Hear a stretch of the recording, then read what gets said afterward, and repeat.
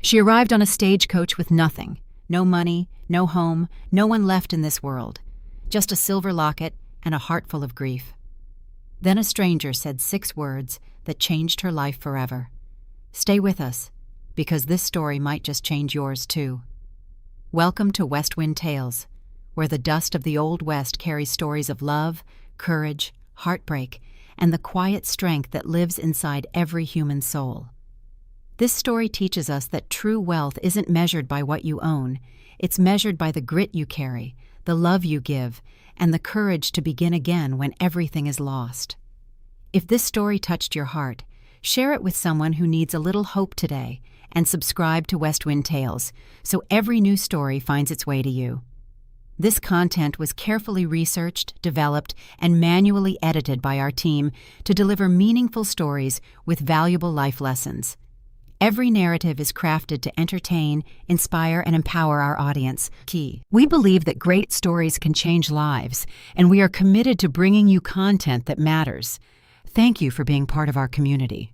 With a groan of tired wood, the stagecoach ground to a halt before the dusty general store. Miriam Rose stepped out onto the sun-scorched street of Kingman, Arizona, with just the simple dress she wore and a dulled silver locket hanging from a chain on her neck. It was September of 1879, and the heat pressed down on the desert town like a heavy wool blanket, even though the worst of the summer was over. She stood for a moment, lost and alone, as the stagecoach rumbled on, kicking up a cloud of red dust that left her stranded in a place where she did not know a single soul. Her fingers found the locket, the one thing she had left of her mother. Everything else was gone, turned to ash in the fire that took their boarding house in Tucson 3 weeks prior. Her mother had perished in that blaze, and Miriam herself was lucky to be alive. The locket had been around her neck that night, and she'd clutched it while running from the flames, her nightgown catching embers and her feet burning on the hot ground. Now, at 22 years old, she was penniless in a frontier town, with no one to turn to and no idea what to do next. Kingman's main street stretched out before her, a line of wooden buildings with false fronts that advertised supplies, saloons, and a place to sleep. But she had no money for any of them. A deep ache in her stomach reminded her she had not eaten since the day before, when a kind lady on the stagecoach offered her a bit of jerky and some hardtack. Miriam looked at her locket one more time, wondering if she had to sell it just to eat and find a bed. But the very idea made her heart squeeze with pain. It was the last piece of her family she had. "You lost, ma'am?" A low voice spoke from behind her. Miriam spun around to see a man standing in the shade of the general store's porch. He was tall, likely in his middle 20s, with skin tanned the color of old leather, and eyes as dark as a midnight sky. He had on dusty denim pants, scuffed boots, and a faded blue shirt with the sleeves rolled up, showing strong, capable forearms. A worn Stetson on his head kept the brutal sun off his sharp-featured face. Even though he looked rough around the edges, there was a kindness in his eyes as he looked at her with what seemed to be real concern. "I am not lost." "Not exactly," Miriam answered, her voice trembling just a bit. "I have just arrived, but I see now that I did not prepare well enough for my time here." The cowboy's gaze swept over her, taking in the soot on her dress, the lack of any bags, and the way her hand held the locket at her throat as if it were an anchor. His face softened, and he stepped out from the shadows into the full sun. Closer now, Miriam saw he had a decent face under the dust and stubble, with a square jaw and a mouth that seemed like it knew how to smile, though it was set seriously now. "The name is Wade Harrison," he said, tipping the brim of his hat. "I'm a hand over at the Double H Ranch, just a ways out of town. Are you running from trouble, or has trouble just found you?" Tears started to well in Miriam's eyes, but she fought them back. She had held herself together with nothing but pure grit, and she was not about to crumble in front of a stranger, no matter how kind he seemed.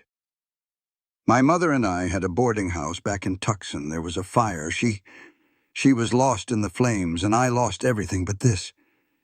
She lifted the locket, and Wade's eyes followed the small movement. He looked at the tarnished silver for a second before his gaze returned to her face, his expression hard to read. "I am mighty sorry to hear that," he said softly.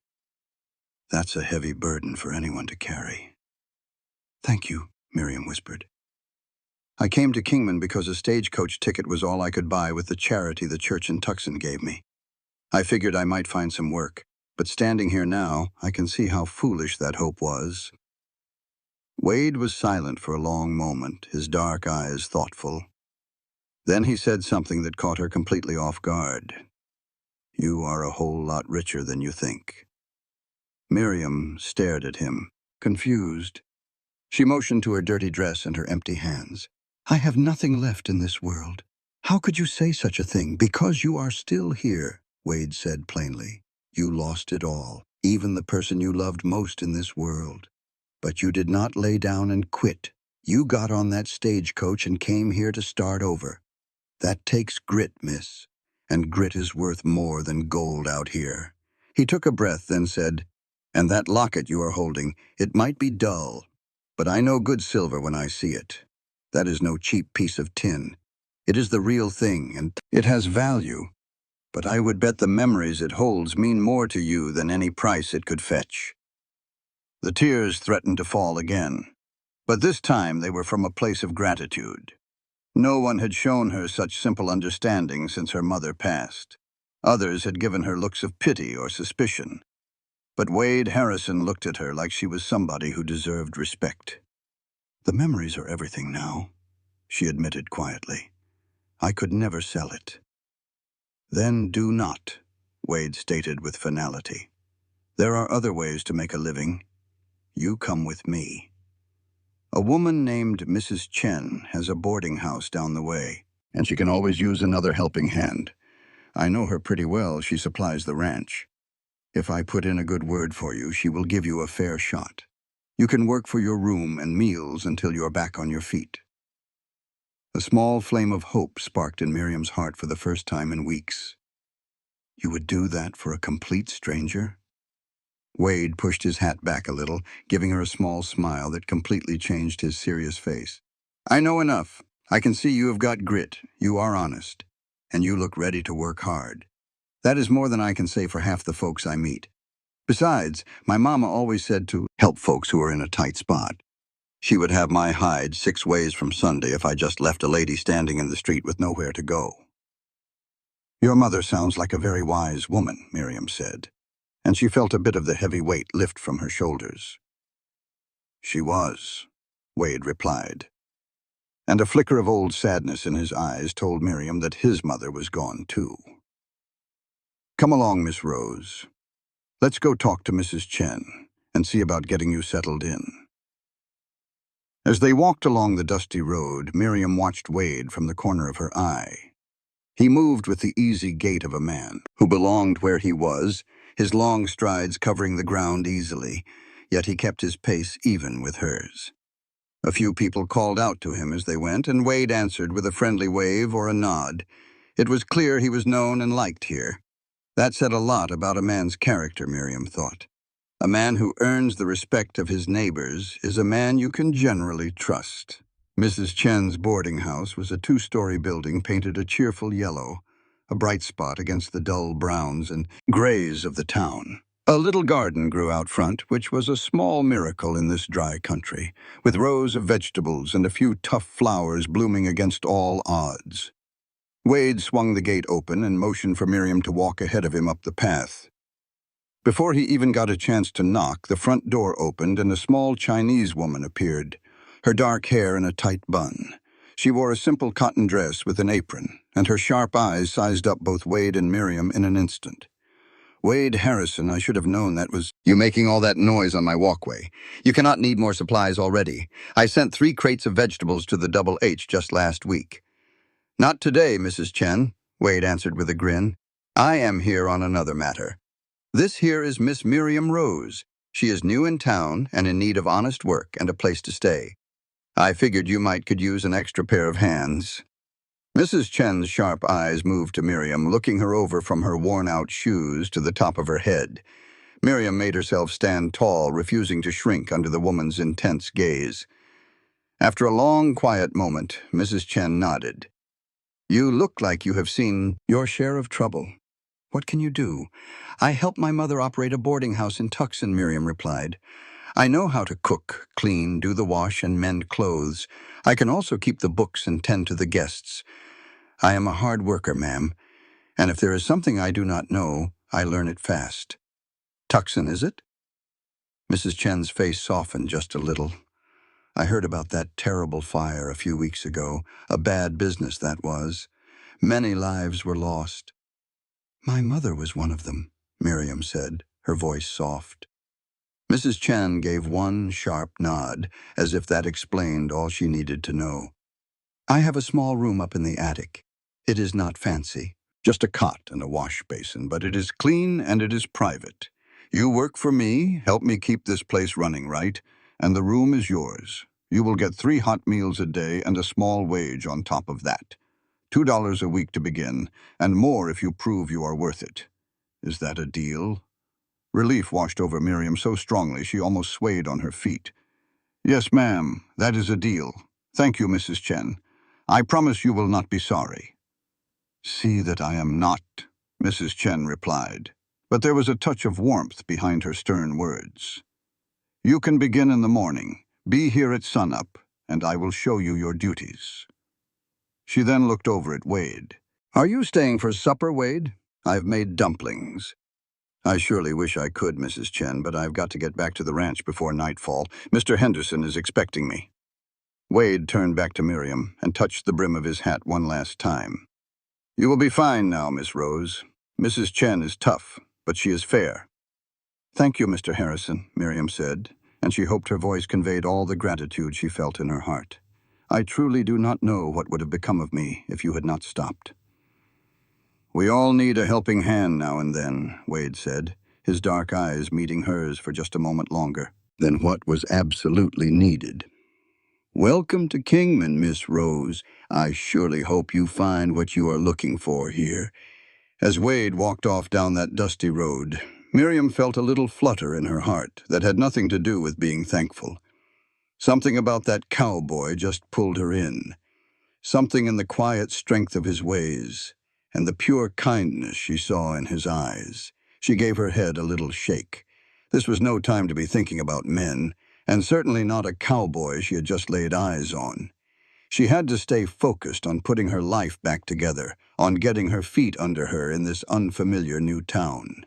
Mrs. Chen guided her inside and took her up to the room in the attic. It was just as small as he said, with a slanted roof and a little bitty window that looked down onto the street. But it was spotless and all hers, just like he promised. The bed had clean sheets, and there was even a small rug on the wood floor to keep her feet from getting cold on those chilly desert nights. After so many weeks of being scared and unsure, having a space to call her own, even a tiny attic room, felt like the grandest of riches. That night, Miriam lay down in that narrow bed and held on tight to her mother's locket, thinking over everything that had brought her to this place. She thought about the fire and about her mother's final moments, and the terrifying weeks that came after. But she also thought about Wade Harrison, and the way he had looked right at her, not seeing some charity case, but a person with real worth. You are richer than you know, is what he had told her. And lying there in the quiet dark, Miriam started to think that maybe, just maybe, he was right. The next morning came on with that powerful brightness you only get in the Arizona desert. Miriam was up before the sun, putting on the one clean dress that Mrs. Chen had been kind enough to wash for her the evening before, and she made her way down the stairs. The boarding house was already humming with activity. Mrs. Chen had 6 men who lived there full-time, fellas who worked all sorts of jobs around Kingman, and they all counted on a hot breakfast before they started their day's work. Mrs. Chen set Miriam to work right away, showing her where everything was and walking her through the daily household chores. Miriam dove into her tasks with a powerful will, thankful to have something to keep her hands and her mind busy.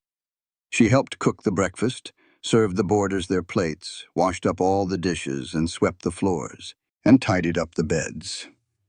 The work was so familiar and comforting. so much like what she used to do in her own mother's boarding house that for a moment it almost felt like she had come home. The days soon fell into a steady pattern. Miriam worked from the crack of dawn till late in the evening, but she honestly did not mind the long hours. Mrs. Chen was a fair boss, firm but never unkind, and she would show Miriam little kindnesses that made all the hard work feel easier. The other boarders were decent and respectful, and if one of them ever looked at her with a bit too much interest, Mrs. Chen would put a stop to that nonsense right quick. For the first time since the fire, Miriam started to feel safe again.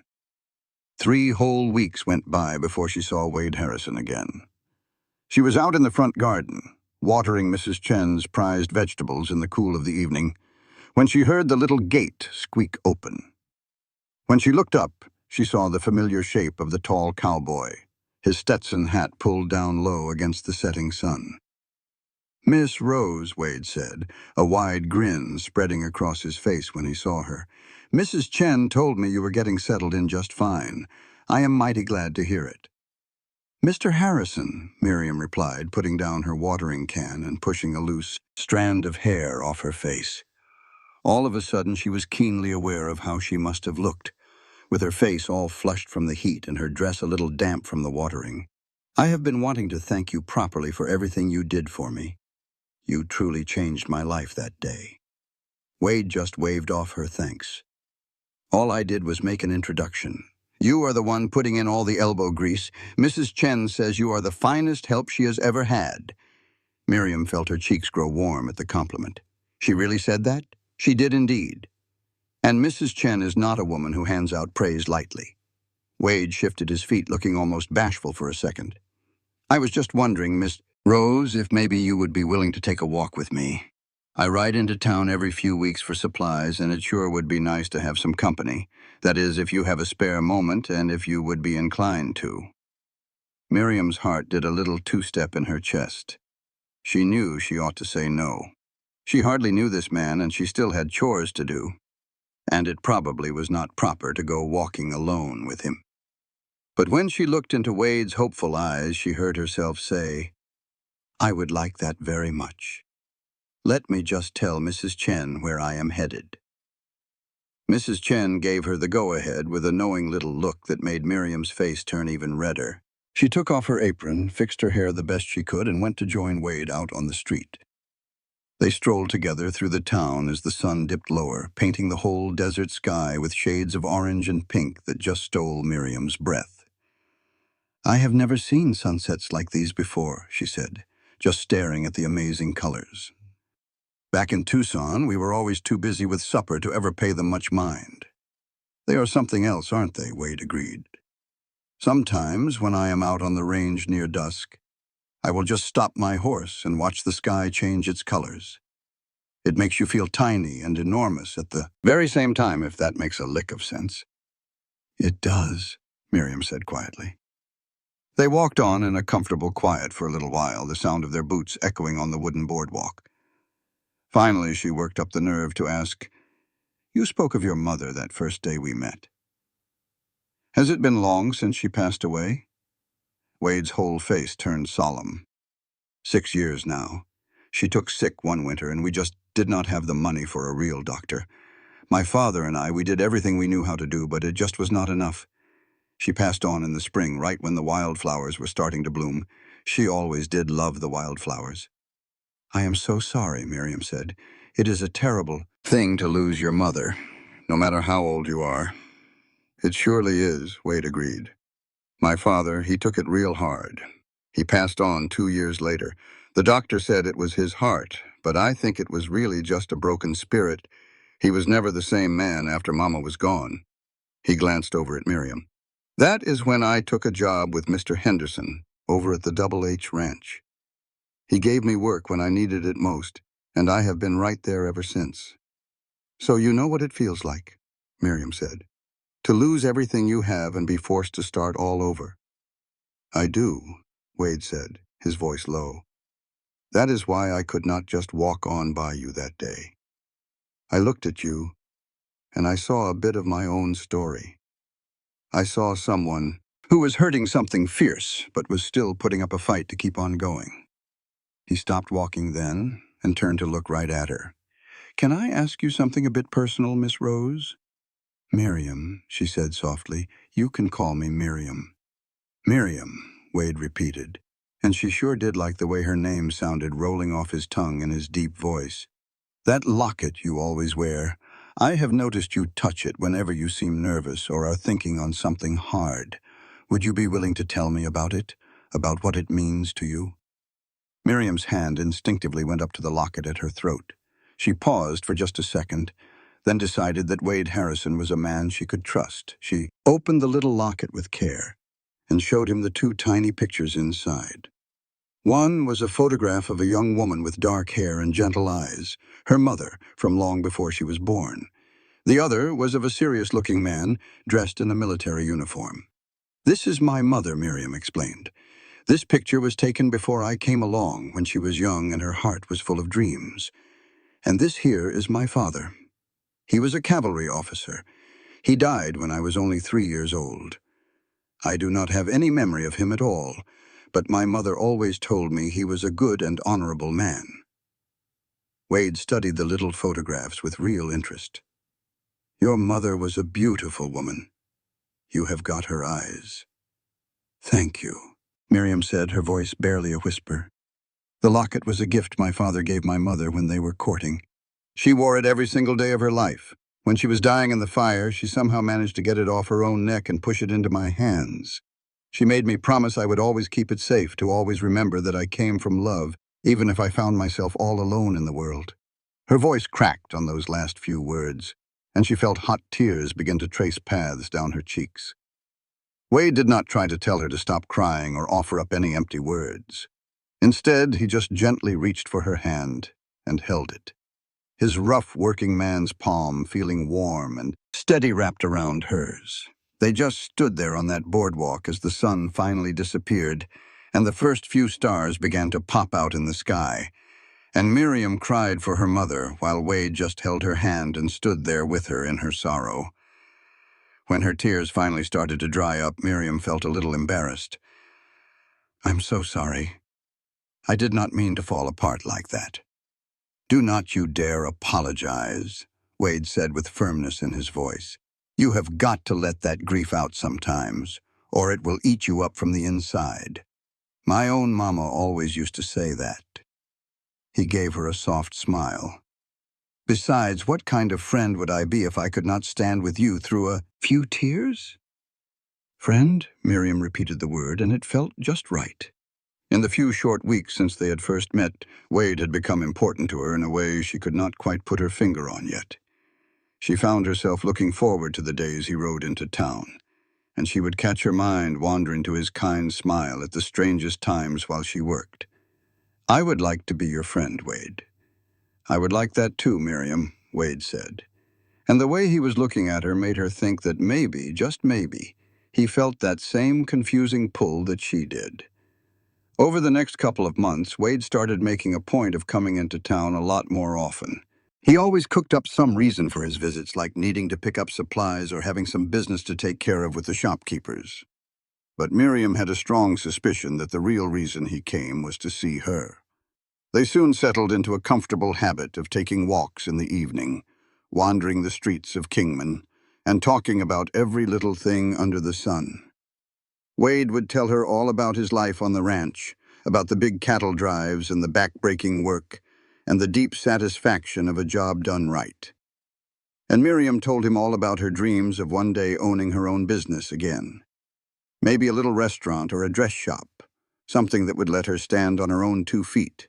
"You are going to do it," Wade stated with complete confidence one evening in late November, as they walked beneath a sky brimming with stars. "You possess the spirit and the sheer will to accomplish anything you set your heart on." "I sure hope you're right," Miriam replied. The air had grown cooler, and she wrapped her shawl tighter around her shoulders. Mrs. Chen had given her the shawl as a reward for her hard work, and it was one of Miriam's most prized possessions. "There are times I still feel so adrift, like I am only playing the part of someone who has her life in order, when deep down I am still that frightened girl on the street with nothing but a locket to her name." Wade paused their walk and turned to her in the moonlight. His face was a landscape of plains and shadows, but his eyes held a genuine warmth. "You are not that girl any longer, Miriam. You have put in the work and carved out a place for yourself right here. Mrs. Chen relies on you, and this whole town knows you are a dependable and truthful person. That is something to be proud of." "You always seem to find the right words to lift my spirits," Miriam said, a faint smile on her lips. "I only tell you what is true," Wade answered. He then continued a bit more cautiously. "Miriam, there is something I have to tell you. These last few months, getting to know you, well, they have meant more to me than I can properly say. You have turned into the very best part of my days, and when I am out working the range, I catch myself thinking about you, wondering what you might be doing, just counting the minutes until I can see you again." He drew a deep breath. "I suppose what I am trying to get at is that my feelings for you have blossomed into something more than friendship, and I have to know if you might feel the same." Miriam's heart was beating so fiercely she was certain Wade could hear it. She had been wishing for this moment and fearing it in the same breath. Wishing because her own feelings for Wade had grown into something that kept her staring at the ceiling at night. Fearing because she was terrified of being hurt, of opening her heart just to lose someone else she cared for. But as she gazed into Wade's sincere face, she understood she could not allow fear to keep her from something so real and good.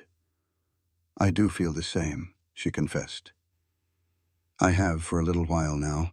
I was just scared to mention it because everything in my life is still so up in the air, and I did not want to make any assumptions."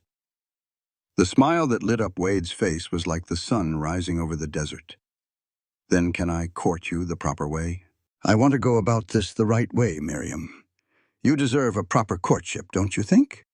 "Yes," Miriam said, a laugh bubbling up, full of relief and happiness. "Yes, Wade Harrison, you may court me." Wade gathered both of her hands in his and gave them a gentle squeeze. "You have made me the most fortunate man in Arizona this evening." From that night forward, their connection shifted and deepened. Wade would ride into town every Sunday after the church service, wearing his finest clothes, to call on Miriam at the boarding house. Mrs. Chen acted as their chaperone with a knowing grin, sitting in the parlor with her sewing while Wade and Miriam talked. On warm days, they would sit together on the front porch. Wade brought her simple presents, like wild flowers he had gathered on the range, a pretty stone he had discovered by the creek, or a book of poems he reckoned she might like. In return, Miriam baked him cookies, mended his shirts, and listened with true interest to his tales about life on the ranch. Christmas arrived, and Wade asked Miriam to spend the day at the Double H Ranch with him and the other cowboys. Mr. Henderson, the ranch owner, was a gruff but kind man in his 50s who thought of his workers as his own family. His wife had passed on years before, and he had no children of his own, so he made a special point of hosting a large Christmas dinner for all the men on his payroll. Miriam was nervous about meeting Wade's boss and co-workers, but she had no reason to be. They welcomed her with open arms, and she had a wonderful day helping out with the cooking and getting to know the folks who were so important to Wade. That evening, as Wade drove her back to town in the ranch wagon, he reached across and took her hand. "I want you to know something," he said. "Today, watching you laugh and talk with everyone, and seeing how easily you fit into my life out here, it made me understand that I am falling in love with you, Miriam Rose. I know we have not been courting for very long, and I do not want to pressure you, but I had to let you know how I feel." Miriam's breath hitched in her throat. She held his hand tightly. "I am falling in love with you too, Wade. You make me believe that I can be happy again, that life can be good even after all the terrible things I have lost. You make me want to quit being afraid and start truly living." Wade pulled the wagon to a halt on the side of the road. The moon was high and bright overhead, transforming the desert scenery into something magical and unfamiliar. He turned to face Miriam completely, and when he moved to kiss her, she met him halfway. The kiss was tender and sweet, filled with unspoken promises. When they finally drew apart, Miriam felt as if her entire world had been set on a new course. The winter months flew by in a happy daze. Miriam had never felt this way about anyone in her life. Wade was dependable and steady, but he could also make her laugh with his dry wit. He was a hard worker, but he also had a gentle touch. He was strong, but he was not ashamed to show his softer side. With him, Miriam felt safe enough to finally lower the defenses she had built around her heart. In March of 1880, Wade asked Miriam to go on a special ride with him. He borrowed Mr. Henderson's finest horse and buggy and drove her out into the desert as the sun began to set. They stopped at a place where the wildflowers were just starting to bloom, creating carpets of yellow, orange, and purple that spread across the rocky ground. Wade helped Miriam step down from the buggy, and then to her utter astonishment, he got down on one knee. "Miriam Rose," Wade began, his dark eyes glistening with emotion. "I once told you that you were richer than you knew, and that is still the honest truth. But I want to spend the rest of my days making certain you never again doubt your own worth, or question just how precious you are. You have brought so much light and happiness into my life, I cannot picture a future that does not have you in it." He took a simple gold band out of his pocket. "I know this ring is not much, but it belonged to my mother, and it would mean everything to me if you would wear it. Will you marry me, Miriam? Will you be my wife?" Tears streamed down Miriam's face, but for once they were tears of pure joy, not sorrow. "Yes," she managed to say, her voice thick with emotion. "Yes, Wade, I will marry you. Nothing could possibly make me happier." Wade stood up and slid the ring onto her finger. It fit like it was made for her. Then he pulled her into his arms and kissed her with all his heart, and Miriam felt like she had finally, truly come home. They were married 2 months later in May, in a simple service at the small church in Kingman. Mrs. Chen stood by Miriam's side, and Mr. Henderson stood with Wade. The whole town, it seemed, showed up for the occasion, and Miriam was deeply moved to see how many friends she had made in the 9 months since she had shown up with nothing but a locket hanging from her neck.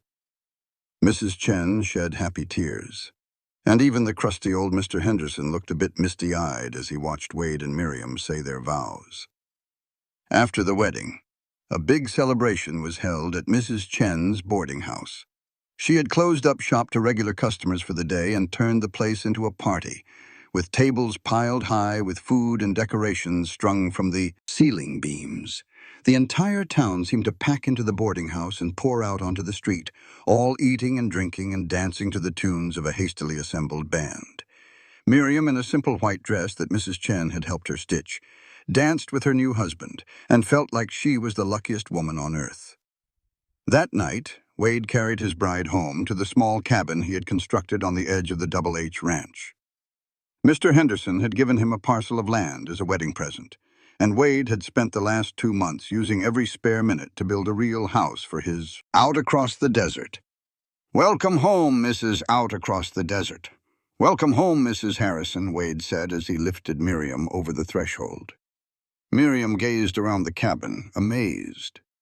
Wade had clearly poured so much thought and effort into every single detail. There was a proper stove for cooking, shelves for their dishes and supplies, and a table he had made himself with 2 chairs to match. In the bedroom, a large bed with a carved wooden headboard was the main feature, and it was covered with a beautiful quilt that Mrs. Chen had made for them as a wedding present.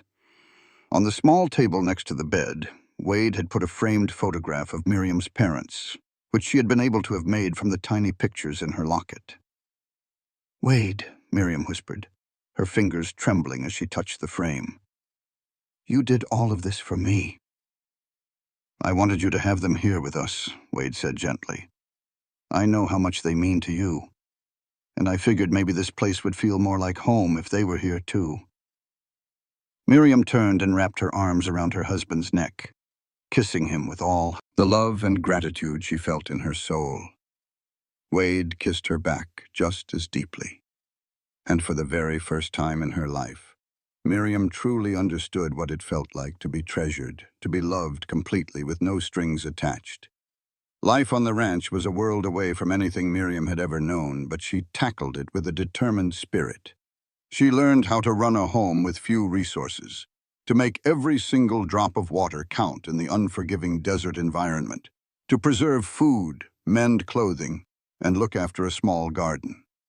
Wade worked long days with the cattle, frequently leaving before the sun was up and not coming home after sundown. But Miriam never felt a lick of loneliness. She had more than enough to keep her busy. And besides all that, she knew her husband would always walk through that door to her at the day's end. Mrs. Chen brought on a new girl to help at the boarding house, and Miriam made the trip to town every few weeks to visit her old boss and dear friend. Mrs. Chen always had a smile for her and would press her with hot tea and dumplings, just itching to hear all about life out on the ranch. "You look happy," Mrs. Chen pointed out one afternoon in July. "Marriage surely does agree with you." "I am happy," Miriam said with a smile. "I'm happier than I ever reckoned I could be after I lost my mama." "Wade is a good man, Mrs. Chen. I am so thankful that you put your trust in me that first day, and that Wade took a moment to help a scared stranger on the street." "It was fate," Mrs. Chen said, giving a nod like she knew it all along. "You were meant to come to this place, meant to find Wade Harrison. I knew it the second I saw you two standing together on my doorstep." That autumn, Miriam found out she was expecting. She told Wade one evening after supper, and the pure, unfiltered joy on his face was a picture she'd cherish for the rest of her days. He wrapped her up in his arms and held her tight, burying his face in her hair. "We are going to have a baby," he said over and over, like he couldn't quite wrap his head around it. "We are going to be parents." "We are," Miriam confirmed, a mix of laughing and crying all at once. "Are you happy about it?" "Happy?" Wade pulled back to look her in the eyes, and his were shiny with tears he wouldn't let fall. "Miriam, I am something far beyond happy. This is everything I never even knew I was missing. A home, a wife I love more than words, and now a child. You have handed me the whole world."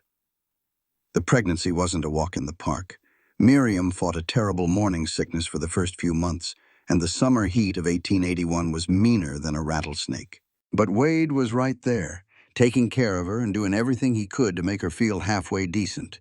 He brought her cool water from the well, fanned her when the heat was too much, held her hair when she was sick, and not once did he ever complain about all the extra work. Mr. Henderson was a good man about it, too, changing Wade's schedule so he could be home more with his wife. In September of 1881, 2 years to the day after Miriam first set foot in Kingman, her labor started. Mrs. Chen came out to the ranch to help with the birthing, along with the local Locket midwife, a sharp woman by the name of Mrs. Foster, who had brought half the babies in the territory into the world. Wade wore a path in the dirt outside the cabin, too keyed up to sit down. Inside, Miriam worked for nearly 12 long hours.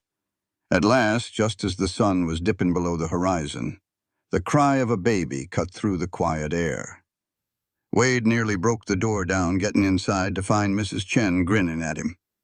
"You've got yourself a son," she announced, "a healthy, strong boy with a fine set of lungs on him."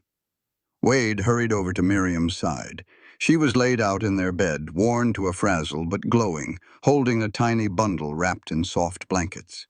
"Wade," she whispered, "come meet your son." Wade looked down at the red-faced, squalling little baby and felt his heart swell up in a way he never knew it could.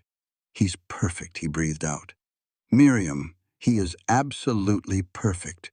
They named him William Robert Harrison, after Wade's daddy and Miriam's father. Little Will, as everyone called him, was sure enough a healthy baby with a powerful cry and a big appetite. Wade turned out to be a natural father, helping with the baby whenever he was home, walking the floor with Will when he got fussy, and just staring at his boy with a look of pure wonder that made Miriam's heart feel like it would burst with love. Life found a new rhythm with the baby. Miriam discovered she was made for mothering, and she cherished taking care of her son. She would sit in the rocking chair that Wade had built for her, nursing Will and gazing out the window at the wide open desert, just amazed at how far she had come. From a frightened, heartbroken woman with nothing but a locket to a happy wife and mother with a home and family of her own, the change was something of a miracle. Wade kept pouring his heart and soul into the Double H, and his hard work was not going unnoticed. In the spring of 1882, Mr. Henderson called Wade into his office for a chat. When Wade got home that evening, he was so excited he was practically floating on air. "Miriam," he said, swinging her around in his arms while she laughed and told him to stop. "Mr. Henderson is making me the foreman. The job comes with a pay raise and more land for our place. He says I'm the hardest worker he's ever had and the most dependable. This is going to change everything for us." "Wade, that is just wonderful," Miriam cried out. "You deserve it. You have worked so hard for so long." "We have worked hard," Wade corrected her gently. "This is for us, for our family. With the extra money we can add on to the cabin, maybe get some of our own livestock, start building something real for Will and any other little ones we might have." Miriam smiled and laid Wade's hand on her belly. "Well, speaking of other children, you might want to start drawing up plans for that expansion sooner rather than later." It took Wade a second to catch her meaning, but when he did, his whoop of joy could have likely been heard clear into town. He scooped Miriam up and spun her around, again minding her belly this time, and gave her a good long kiss. "Another baby? Are you sure?" "I am sure," Miriam said with a happy nod. "Due in November." Their second child, a daughter they named Martha Louise Harrison, was born on a cold November night in 1882. She was smaller than Will had been, with a little cap of dark hair and her mother's delicate looks. Wade fell head over heels in love with his daughter, and Miriam would often find him just standing by her cradle, watching her sleep with a look of pure adoration on his face. With 2 children, and Wade's new responsibilities as foreman, life was busier than it had ever been. But Miriam wouldn't have traded it for anything. She loved her little family, loved the home they'd made together, and loved the life they were carving out in the Arizona desert.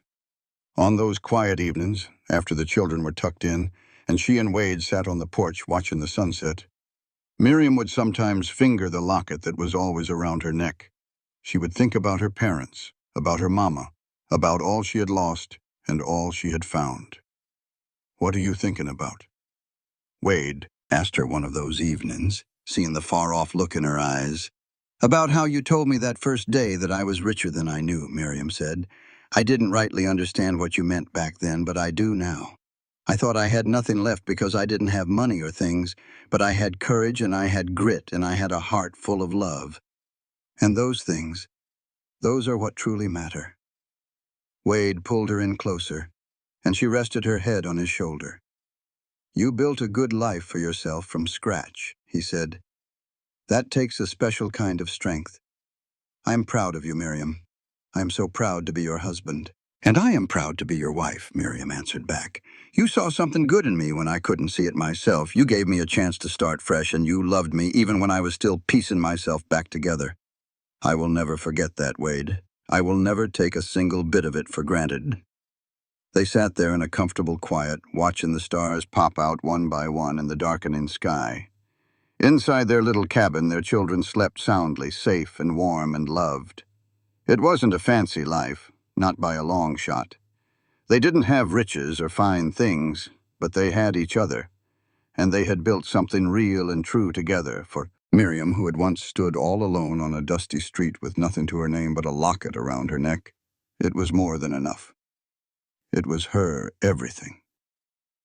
The years rolled on with the steady beat of ranch life.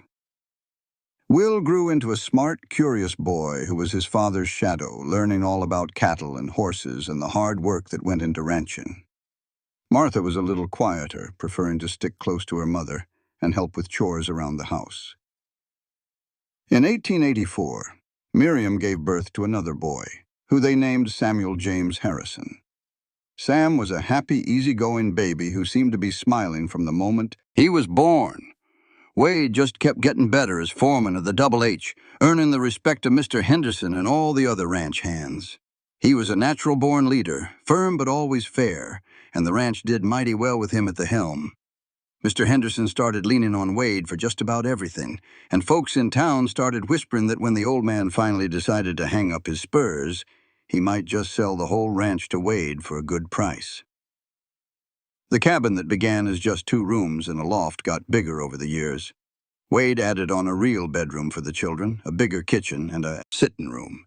He built a barn and a chicken coop, and they got a few head of their own cattle, the small start of what they hoped would one day be their own herd. Miriam's garden grew like a weed under her careful hand, giving them vegetables for their own table and a little extra to sell in town. Life wasn't always easy. There were dry spells and hard winters, years when cattle prices dropped and money was scarce. Will caught the scarlet fever when he was 5 years old, and for 3 awful days, Miriam and Wade took turns sitting by his bed, praying to God he would make it through. He did, thank the Lord. But that scare left them both rattled, reminding them just how precious life could be. Through all of it, Miriam kept her mother's locket near her heart. She wore it every single day, and sometimes when she was troubled or worried, she'd open it up and look at the faded old pictures inside, drawing strength from the memory of her parents' love. She told her children all about their grandparents, about the boarding house in Tucson, about the fire, and about how she came to Kingman with nothing at all. She wanted them to know that their family hadn't always had a good life, one forged from pure grit after losing everything. On a hot summer day in 1886, Miriam was pinning laundry to the line behind her cabin when she heard a buggy draw near. She glanced up, surprised to see Mrs. Chen climbing down, having been brought from town. Miriam had not seen her dear friend in what felt like ages, since wrangling 3 small children made town trips a rare treat. "Mrs. Chen?" Miriam called, drying her hands on her apron as she hurried to greet her. "What a fine surprise. Is everything okay?" "Right?" "Oh, everything is just fine," Mrs. Chen promised, but she had a solemn look on her face. "I came out here because I have some news, and it felt better to tell you face to face than in a letter. I am selling the boarding house. Miriam, I'm just getting too old and the work has become more than I can handle. I found a nice young couple from California to buy it, and I am heading to San Francisco to live with my nephew." Miriam's heart sank a little at those words. That boarding house was her first real home in Kingman, the very spot where she began to piece her life back together. "I am going to miss you something awful," she said, giving the older woman a tight hug. "You were so kind to me when I showed up with nothing. You gave me a chance when no one else would have." "Nonsense. You earned every bit of it," Mrs. Chen stated plainly. "I have never seen anyone work as hard as you. And I knew from the moment I met you that you were going to do just fine." She then reached into her satchel and took out a little package tied up in brown paper. "I have something for you. I have kept it safe all this time, just waiting for the right moment." Confused, Miriam carefully unwrapped the gift. It was a small, leather-bound journal, clearly old and well-loved, and it had her mother's name pressed into the cover. This belonged to my mother," Miriam said, her voice trembling. "But how did you find it? I thought everything was lost in the fire." "Not quite everything," Mrs. Chen explained. "After that awful fire, I sent a letter to the church back in Tucson, the same one that helped you with stagecoach fare. I just asked if anything at all had been saved from your mother's place.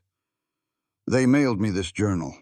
It seems your mother was helping them with their books, so it was safe in the church office. I have been keeping it for you, waiting until you were happy in your new life and strong enough to be able to read it without it causing too much heartache." With unsteady hands, Miriam opened the book. The pages were filled with her mother's elegant script, telling stories of her days, sharing recipes, and writing down little poems and words of wisdom. It felt like a part of her mother had come back to her, a voice she was sure she would never hear again. Tears flowed freely down her cheeks as she gently turned the pages. "Thank you," she whispered to Mrs. Chen. "I do not think you will ever understand how much this means to me." Mrs. Chen gave her hand a gentle pat.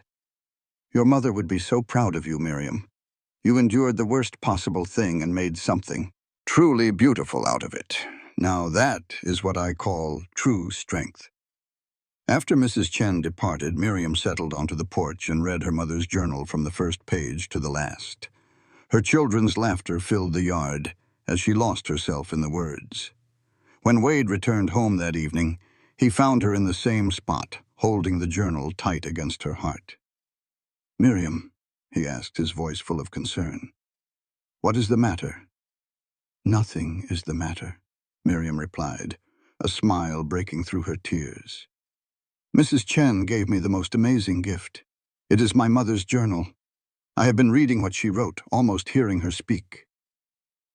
"Wade, she wrote something in here the night before she passed away. She wrote about me. She said she was proud of the woman I was, and that she knew I could handle anything life sent my way because I had a deep strength inside me. She just knew it, Wade. Somehow, she knew I would make it." Wade sat right down next to her and wrapped his arms around her. "Of course you would make it. You are the strongest woman I have ever known." That evening, Miriam placed her mother's journal among her most prized possessions. She put it in a wooden box with her locket, the letters Wade wrote her when they were courting, and other special keepsakes. Whenever she was missing her mother and the ache was particularly strong, she would take out the journal and read a page or two, and it would make her feel close to her again.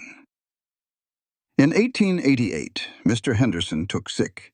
He had been slowing down for some years as the toll of a ranching life finally caught up to him, but a terrible case of pneumonia that winter almost took him. Once he was back on his feet, he asked Wade to come to the main house for a serious talk. "I am not long for this world," Mr. Henderson said, straight to the point. "I feel it deep in my bones, and before I pass, I need to know the double H will be in capable hands. You have been like a son to me, Wade. I have never had a man work harder or with more loyalty than you. I want you to buy this ranch from me. We can figure out a fair price and a payment plan that you can handle. So, what do you think?" Wade was nearly speechless. "Mr. Henderson, I am at a loss for words. That is more than generous, but are you certain? This ranch is your whole life."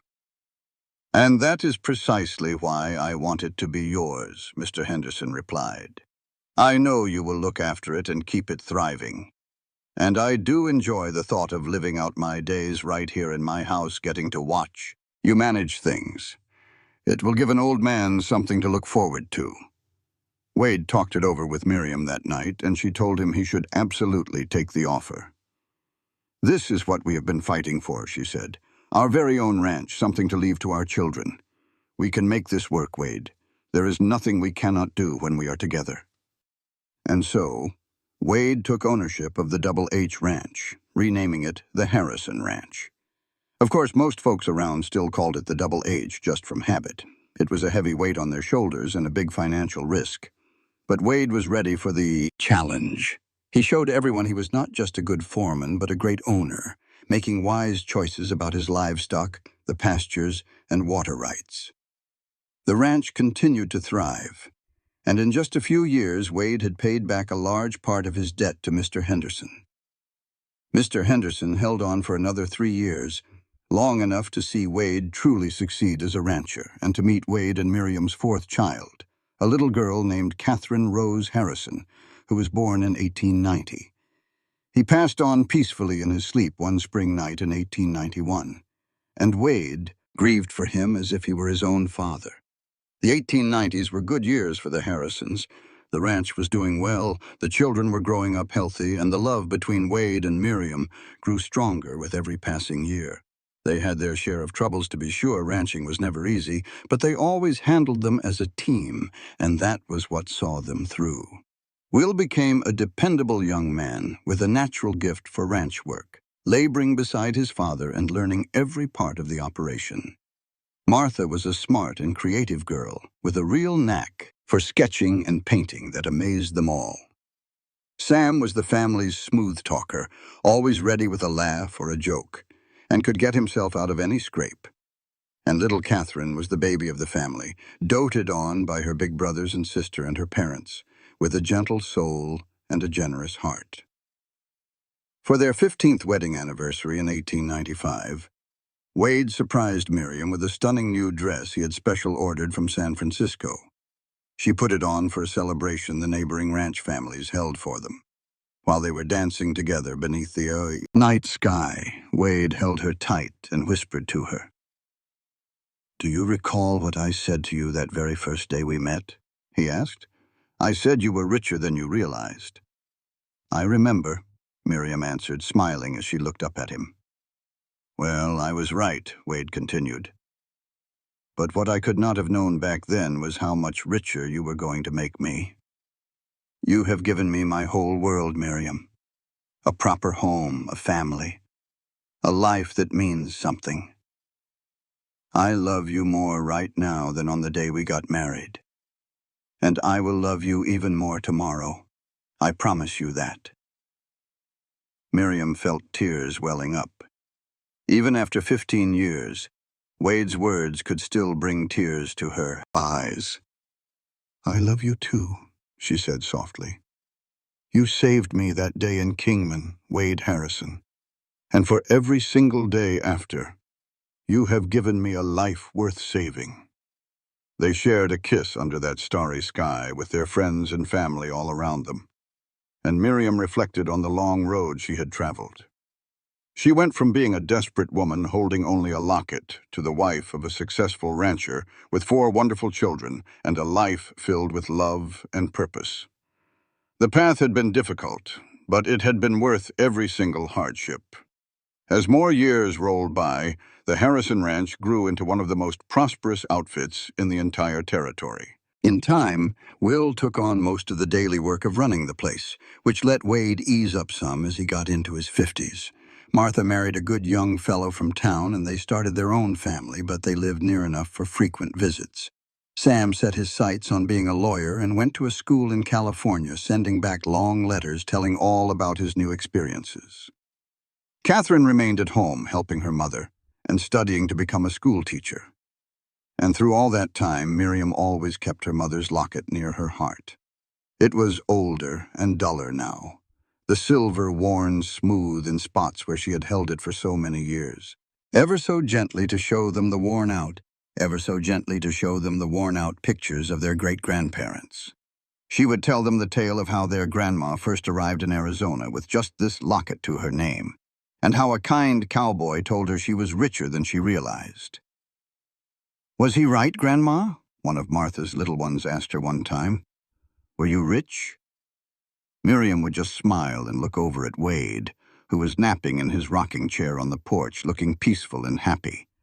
"Yes, my dear," she would say, softly. "He was speaking the gospel truth. I just hadn't realized it back then. But I had everything a person could ever need to build a good life. I had grit, a stubborn will, a heart full of hope, and the ability to love.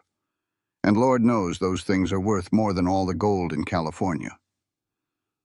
In 1910, Kingman threw a party for its 30th birthday as a town, a real shindig with speeches, music, and a big dance. Miriam and Wade went, both of them in their 50s now, with salt and pepper in their hair, but the spark between them shone just as strong. The mayor got up and talked about the pioneers who had carved this town out of the dirt, and he made a special point to tell Miriam's story, explaining how she showed up with nothing and became one of the finest citizens in the whole community. "Mrs. Harrison is the best of Kingman," the mayor declared. "She arrived here with only hope and a strong will, and from that, she built a life that is a shining example for every one of us. She and her husband Wade have raised wonderful children, run a fine ranch, and given back to this town in more ways than I can count. They are the very soul of what makes Kingman a great place to live." Miriam's cheeks turned pink from all the fuss, but Wade just gave her hand a little squeeze and whispered, "He's telling the truth, darling. You're an inspiration." "No, we are," Miriam whispered back. "I couldn't have done any of this without you, Wade. You were the one who saw something in me when I felt lower than a snake's belly. You were the one who gave me a fighting chance. And you were the brave one who took that chance right alongside me." Wade replied, "We made one heck of a team, Miriam Rose. The best there ever was." Miriam agreed. As they spun around the dance floor that evening, Miriam could feel the little locket tapping gently against her heart, and she sent a quiet thank you up to her mother, to her father, and to every soul who had lent her a hand along her path. She pictured that frightened young woman who had climbed down from the stagecoach 31 years ago, all alone and filled with despair, and she couldn't help but marvel at the long road that had brought her to this very moment. Life had surely not been a cakewalk. There had been plenty of heartache and loss, back-breaking work and sacrifice. But alongside all that, there had been love, so much love and joy, and a real sense of purpose. She had built a family, a home, and a legacy. She had turned heartache into happiness and empty hands into a full life. She had proven that a person could lose it all and still find their way to a happy life. Wade and Miriam lived good long lives into their 70s, long enough to see all their children grown and content, long enough to cradle their great-grandchildren in their arms. They stayed true to each other, right to the very end.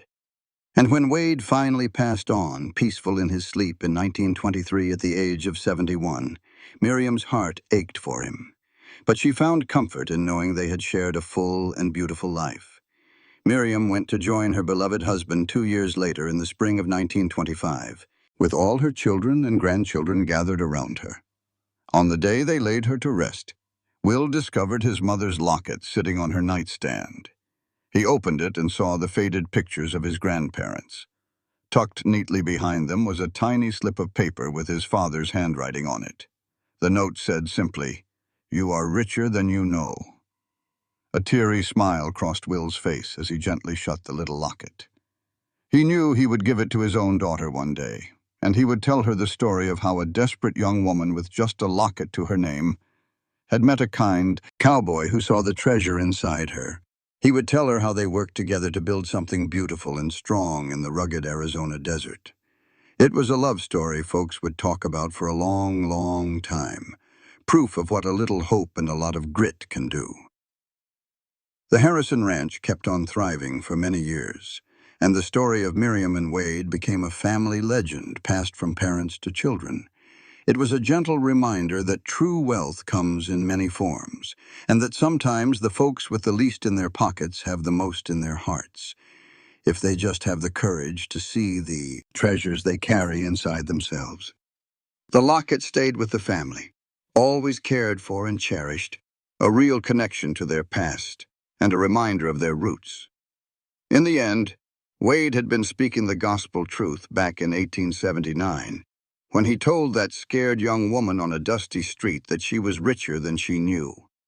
Miriam had always possessed everything she truly needed to build an amazing life. She just needed one person to see the fire in her soul, to give her a chance, to love her through the lean times and celebrate with her in the good ones. Wade was that person. And side by side, they created something that would endure long after they were laid to rest.